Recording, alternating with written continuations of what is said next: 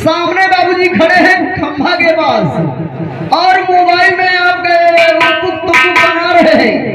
बड़े भैया की तरफ से 50 रुपए का पुरस्कार और गाने की फरमाइश। बेदर्दी जगह देके चलेगी हेलो, ये राम कुमार भाई फेसबुक के प्रोज रहने वाले हैं और 10 रुपए का पुरस्कार दे रहे हैं।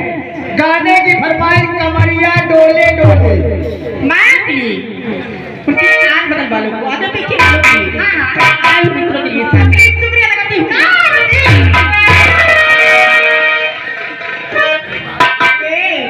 अरे राह दीवाना तो थक गए